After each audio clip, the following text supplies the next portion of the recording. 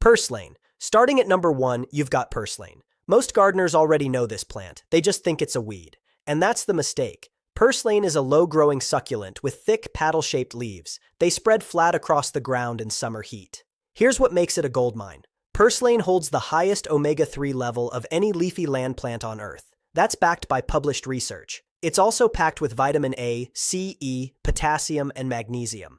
The Romans ate it for long life. Chinese, Indian, and Greek medicine all leaned on it for centuries. The leaves are tangy, the stems are mild, even the seeds are nutritious. You don't really grow purslane, you just stop pulling it out. Scatter seeds in spring or let it volunteer on its own. Heat won't kill it, drought won't slow it. And the worst soil you've got, that's where it thrives. Lamb's quarters. Number 2 is lamb's quarters, also called wild spinach or fat hen. Most gardeners pull it out and throw it away. They don't realize they're discarding one of the most nutritious greens on the planet. Here's a fact that says it all. Archaeologists found lamb's quarters seeds in the stomach of the Napoleon man. That's a body from the 4th century before Christ. Napoleon survived on bread made from its tiny black seeds. The Blackfoot tribe used it as a staple food. The leaves are richer in calcium, iron, and beta-carotene than spinach. And one single plant can drop up to 75,000 seeds in a season. You don't have to plant it. It shows up on its own in any disturbed soil. Just keep cutting it back. The plant doesn't quit. Neither should your harvest. Dandelion. At number 3, you've got the most hated plant in suburban America, the dandelion. And yet every single part of it is edible. The leaves, the flowers, the roots, all of it. Dandelion greens carry more calcium than spinach, more iron than kale. And they're loaded with vitamin A, C, and K. The flowers make wine, fritters, and tea. The roots, when roasted, become a caffeine-free coffee substitute. They even support liver health. Dandelions grow everywhere without help. Their deep taproots break up compacted soil and pull nutrients from far underground.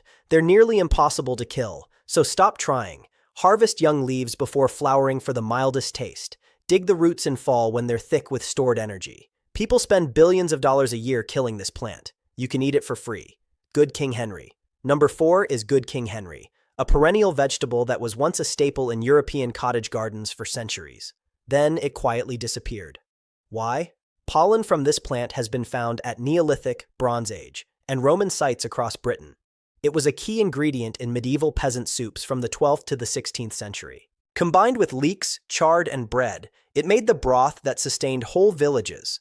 So why did it vanish? Because Good King Henry doesn't fit the annual gardening model. You can't sell seeds for it every year. One planting comes back on its own for 10 to 15 years. It produces spinach-like leaves, asparagus-like shoots, and edible flower buds. It tolerates poor soil, partial shade, and cold down to negative 20 degrees Celsius. Plant it once in a forgotten corner. 10 years of free food from a single seed. Chickweed. At number 5, you've got chickweed, a delicate, low-growing plant that most people brush off as a nuisance. But chickweed is genuinely nutritious. According to traditional foraging guides, the leaves carry protein, vitamins, and minerals comparable to cultivated greens. The flavor is mild and pleasant. Chickweed thrives in cool weather. It takes over beds in early spring and late fall. The plant spreads across the ground in soft green mats. And the entire above-ground portion is edible. Just snip it with scissors, rinse it, toss it straight into a salad. The stems are tender enough to eat raw without removing.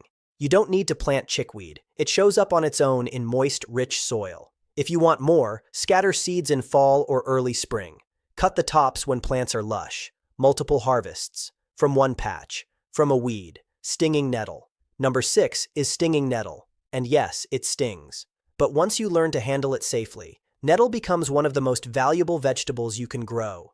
Peer-reviewed analysis shows that dried nettle leaf contains around 33% crude protein. That's more than wheat or barley flour. It's also packed with iron, calcium, vitamin A, vitamin C, and a long list of bioactive compounds. Plant nettle once, and it spreads through underground rhizomes. You'll have more than you can use within a few years. Harvest young spring shoots when they're 6 to 8 inches tall. Always wear gloves. Once you cook, dry, or blend nettle, the sting completely disappears. The cooked greens taste like rich, earthy spinach. Nettle thrives on neglect. The plant that fights back is also the one that feeds you hardest.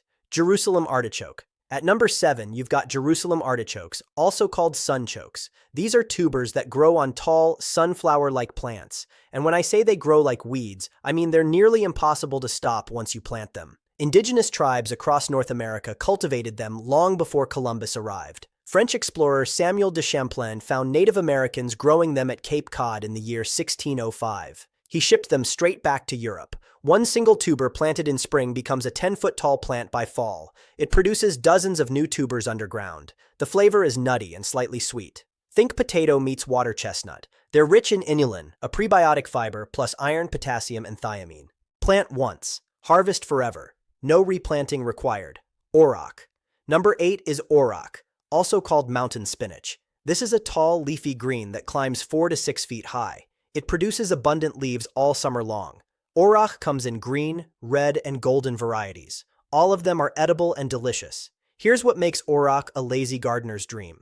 It tolerates heat far better than spinach or lettuce. Those crops bolt and turn bitter the moment summer hits.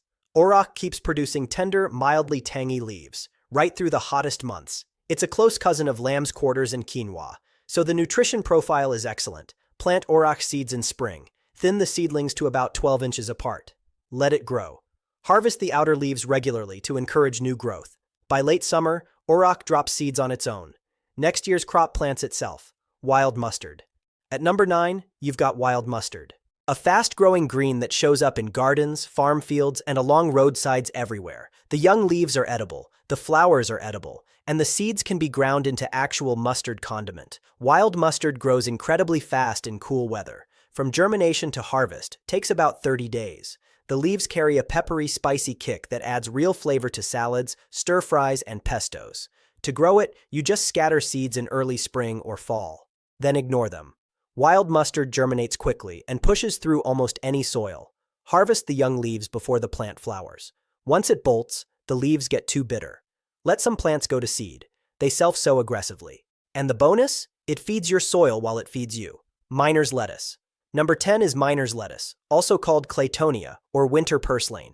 This is a small, delicate green with round lily pad-shaped leaves. A flower stem grows right through the middle of each one. The name comes from California gold rush miners. They ate this plant in the mid-1800s to prevent scurvy. Research from the Journal of the American Dietetic Association measured the nutrition. Just 100 grams delivers a third of your daily vitamin C, plus 22% of your vitamin A and 10% of your iron. It was so valuable that the British later planted it in Cuba and Australia, a portable source of vitamin C for the empire. Scatter seeds in fall or early spring in a shady spot. Miner's lettuce germinates in cool, damp conditions. It self-sows year after year. It owns the shady corners no other green will touch. Borage. At number 11, you've got borage. A beautiful herb with bright blue, star-shaped flowers. The leaves taste exactly like fresh cucumber. Borage is technically classified as an herb, but the leaves and flowers are edible and abundant. That makes it a productive addition to any lazy garden. Borage self-sows so aggressively that one planting gives you new volunteers and fresh spots every year. The young leaves are perfect chopped into salads or yogurt. The flowers are stunning on plates. They can even be candied for desserts. They also pull bees and pollinators in by the hundreds. Borage even works as a soil builder. Its deep taproot mines nutrients from far underground. When the plant dies back, those nutrients feed everything around it. Plant the seeds in spring. Let it run. Beautiful, edible, and it feeds the bees. Plantain. Number 12 is plantain.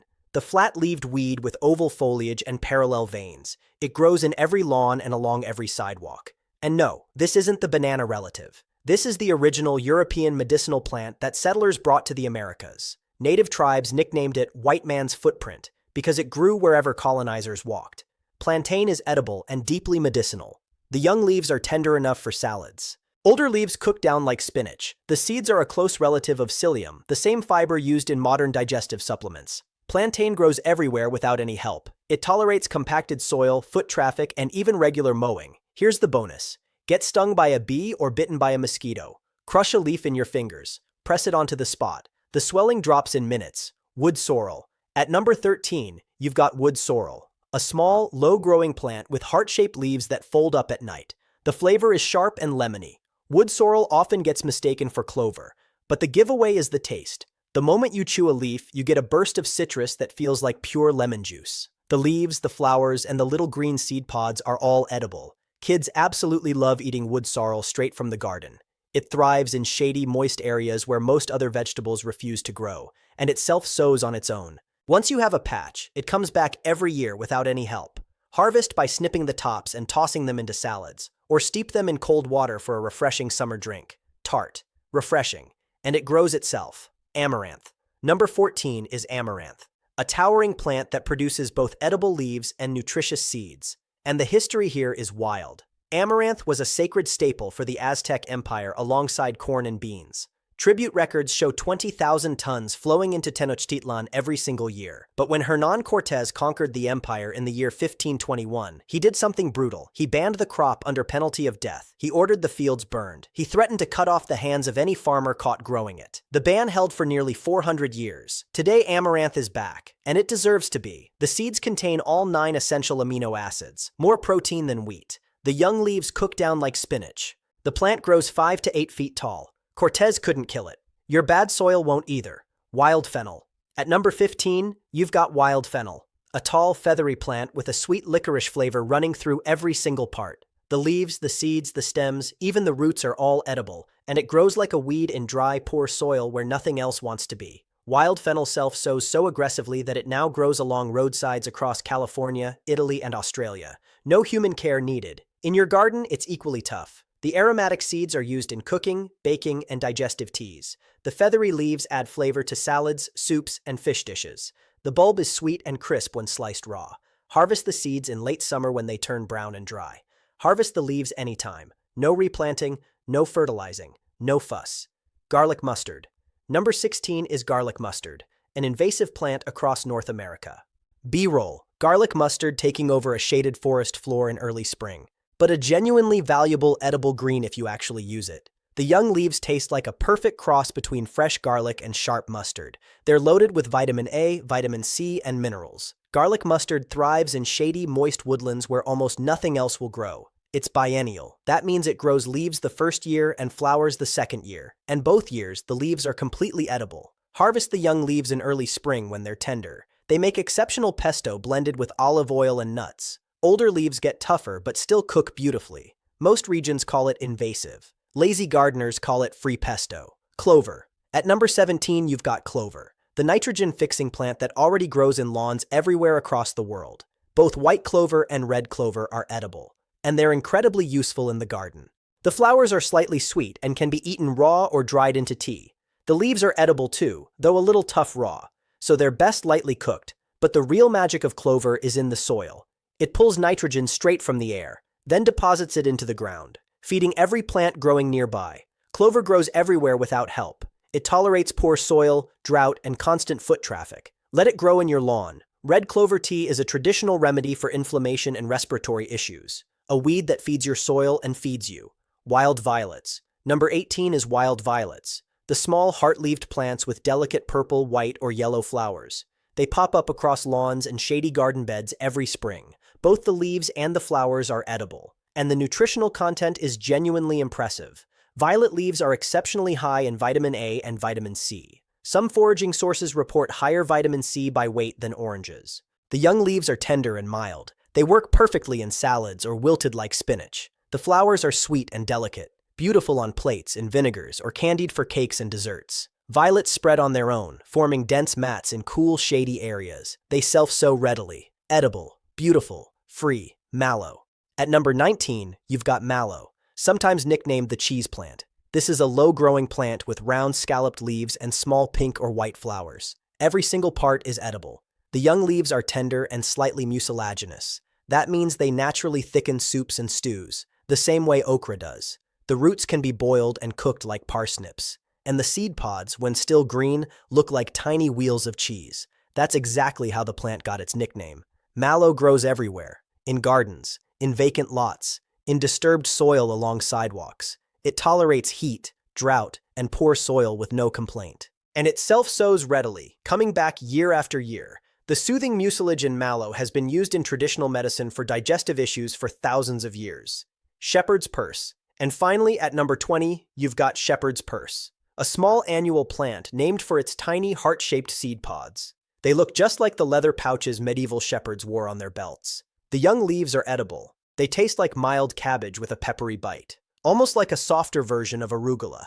Shepherd's purse grows fast in cool weather. It thrives in early spring and late fall. It's technically a weed in most gardens, but it's been eaten as a nutritious green across Europe and Asia for centuries. In Chinese and Japanese cuisine, it's still gathered every spring and folded into dumplings, rice dishes, and clear soups. Harvest the young leaves before the plant flowers. Add them to salads, stir-fries, or broths. 20 plants, 0 work, free food.